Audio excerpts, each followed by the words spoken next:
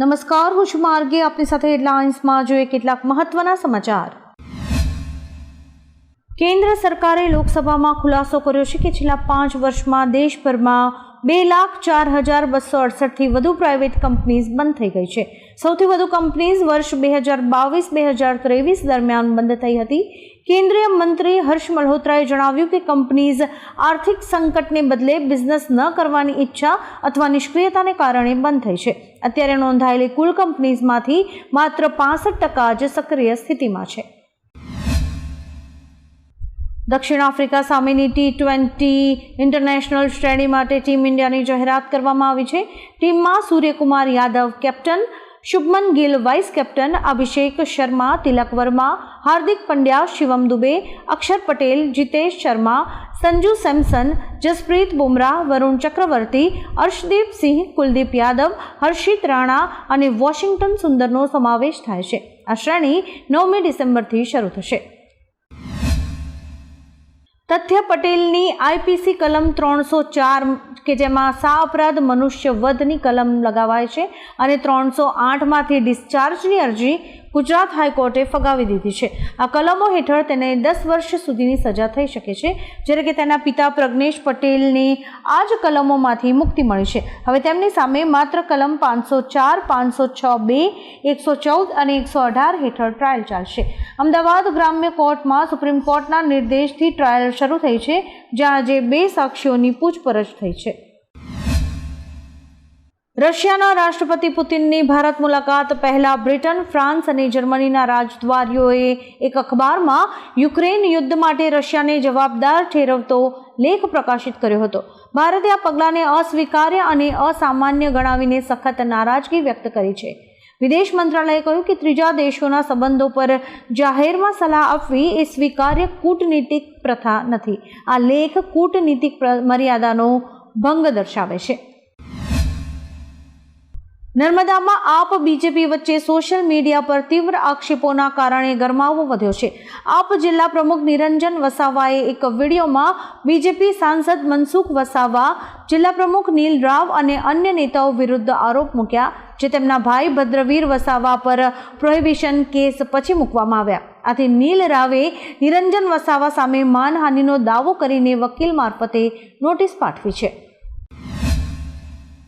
રશિયાના રાષ્ટ્રપતિ Vladimir પુતિને European દેશોની આખરી ચેતવણી આપી છે. તેમણે કહ્યું કે જો યુરોપ અમારી વિરુદ્ધ યુદ્ધ શરૂ કરશે તો રશિયા સંપૂર્ણ રીતે જવાબ આપવા તૈયાર છે.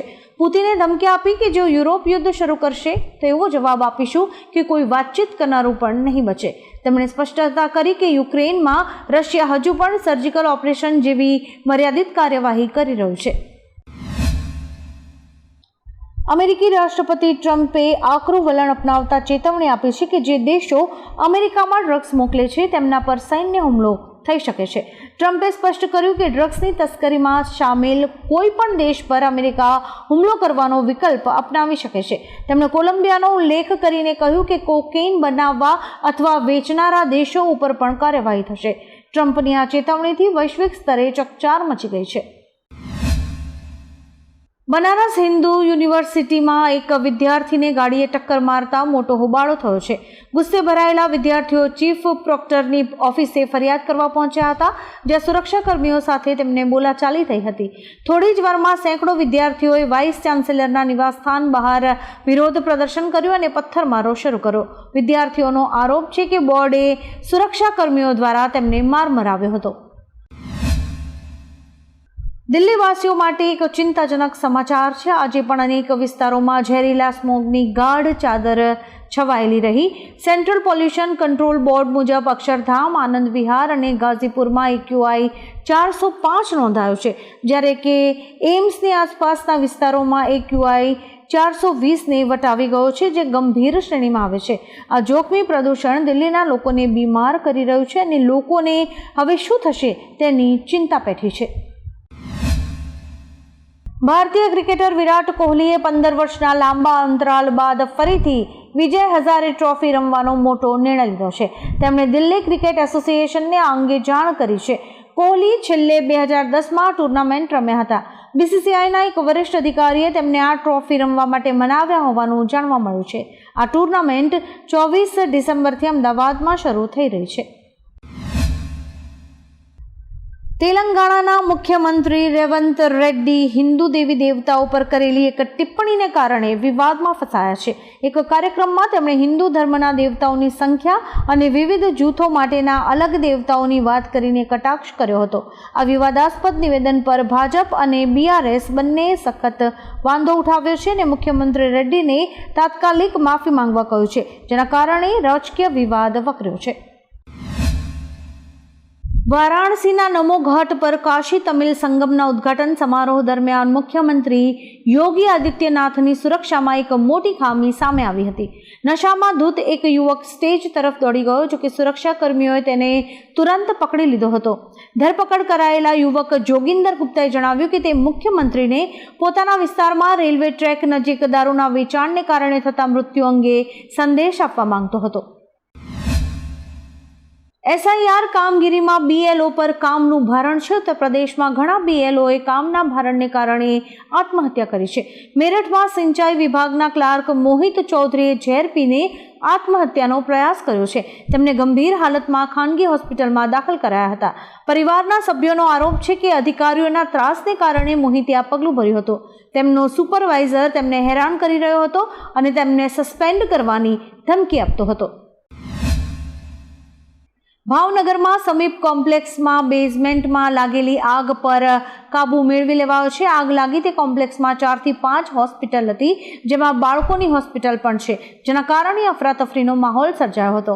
ફાયર બ્રિગેડે સમયસર પહોંચીને કાચ તોડી સીડી દ્વારા બાળકો અને અન્ય લોકોને સમયસર સલામત રીતે બહાર કાઢ્યા હતા. ફાયર ઓફિસર મુજબ લગભગ 19 થી 20 લોકોનું રેસ્ક્યુ કરાયું હતું. આગ બુઝાવવા માટે 5 ફાયર ફાઇટર અને 50 થી વધુ કર્મચારીઓ કામે લાગ્યા હતા.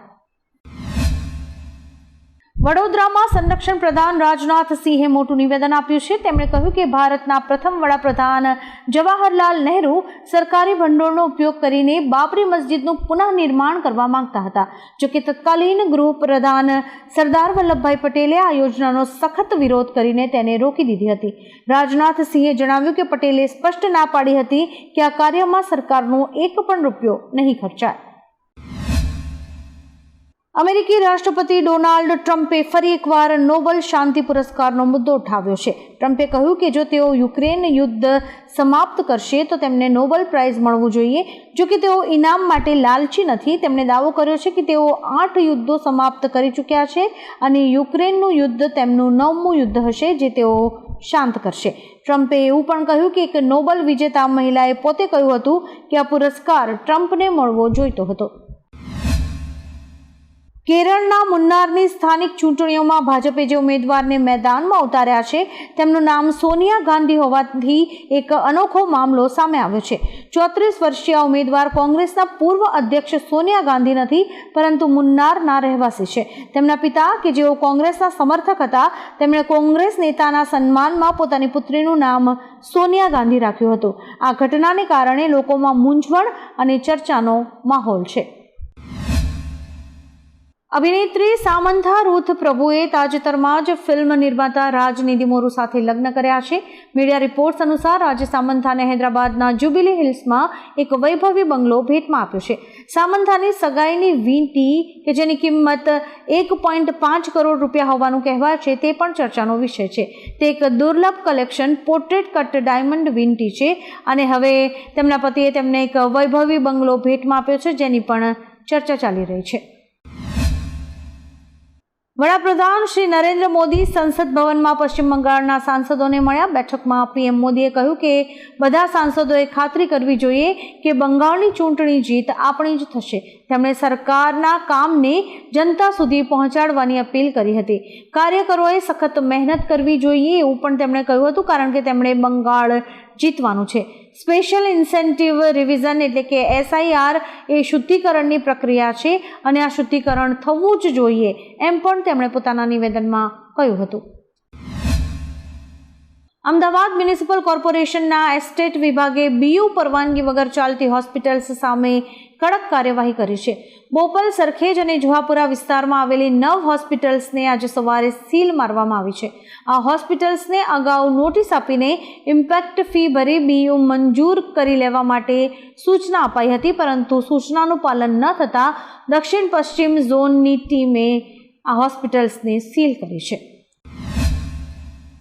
કચ્છના મુન્દ્રા નજીક ધ્રબ ગામના જીઆઈડીસીમાં ગોડાઉનમાંથી કરોડો રૂપિયાનો ભારતીય બનાવટનો વિદેશી દારૂનો જથ્થો ઝડપાયો છે. મુન્દ્રા પોલીસે 2 આરોપીઓને ઝડપી પાડ્યા છે, જ્યારે કે 3 ફરાર છે. ગોડાઉન નરેન્દ્ર મકવાણાના નામે છે અને દારૂનો જથ્થો રાજસ્થાનથી અનિલ પાંડેએ મોકલ્યો હતો. સાયબર સેલની ટીમની ગોપનીય માહિતીથી આ રેડ કરાઈ હતી. પ્રોહિબિશન એક્ટ હેઠળ ગુનો નોંધીને વધુ તપાસ શરૂ કરાઈ છે. મોરબીના ચાચાપર ગામની લીમ વિસ્તારમાંથી 25 વિદેશી યાયાવર કોમન ક્રેન પક્ષીઓના મૃતદેહ મળી આવ્યા છે. સ્થાનિકોએ જાણ કરતા વન વિભાગની ટીમ ઘટના સ્થળે પહોંચી હતી અને મૃતદેહોને પોસ્ટમોર્ટમ માટે મોકલી આપ્યા છે. જોકે મોતનું કારણ હજી સુધી સ્પષ્ટ નથી થયું. વિષા મૃત્યુ કે અન્ય કોઈ કારણ હોઈ શકે છે. વન વિભાગે આ મામલે તપાસ શરૂ કરી છે અને પરિણામની રાહ જોવાઈ રહી છે. ભારતીય ફાસ્ટ બોલર હર્ષિત રાણાને રાંચીમાં ભારત અને દક્ષિણ આફ્રિકા વચ્ચેની પ્રથમ ઓડીઆઈમાં તેમના પ્રદર્શન બદલ આઈસીસી દ્વારા ડીમેરિટ પોઈન્ટ આપવામાં આવ્યો છે. ડેવાલ્ડ બ્રેવિસને આઉટ કર્યા પછી ડ્રેસિંગ રૂમ તરફ ઇશારો કરવા બદલ રાણાને ડીમેરિટ પોઈન્ટ આપવામાં આવ્યો હતો. લેવલ 1ના ઉલ્લંઘનમાં ચેતવણી, મેચ ફીમાંથી મહત્તમ 50% કપાત અને 1 થી 2 ડીમેરિટ પોઈન્ટનો દંડ શામેલ છે. દિલ્હી એમસીડી પેટા ચૂંટણી 2025ના તમામ 12 વોર્ડના પરિણામો જાહેર થઈ ગયા છે. ભાજપે 7 વોર્ડ જીત્યા છે, જ્યારે કે આમ આદમી પાર્ટીએ 3 વોર્ડ જીત્યા છે. ઓલ ઇન્ડિયા ફોરવર્ડ બ્લોક અને કોંગ્રેસ 1 બેઠક જીતી છે. એમસીડીમાં ભાજપ સૌથી મજબૂત છે. પેટા ચૂંટણીના પરિણામો પછી તેની પાસે 122 બેઠકો છે, જ્યારે કે આમ આદમી પાર્ટી પાસે 102 બેઠકો છે. કોંગ્રેસ પાસે ફક્ત 9 જ બેઠક છે. ગુજરાત પક્ષીઓ માટે સ્વર્ગ બન્યું છે. 2024માં રાજ્યના જળપ્લાવિત વિસ્તારોમાં 18 થી 20 લાખ યાયાવર પક્ષીઓ નોંધાયા છે. થોળ અભયારણ્યમાં છેલ્લા 14 વર્ષમાં પક્ષીઓની સંખ્યામાં 355% અને નળ સરોવરમાં 276%નો વધારો થયો છે. તાજેતરની ગણતરીમાં રાજ્યમાં 680 ડોલ્ફિન અને 7672 ઘુડખર પણ નોંધાયા છે. પ્રકૃતિ સંરક્ષણના પ્રયાસોથી ગુજરાત વન્યજીવોનું સુરક્ષિત આશ્રય સ્થાન બની રહ્યું છે. આવા જ કેટલાક રસપ્રદ સમાચારો નિહાળવા માટે અમારી યુટ્યુબ ચેનલને લાઇક, શેર અને સબસ્ક્રાઇબ કરો અને જોતા રહો હેડલાઇન્સ.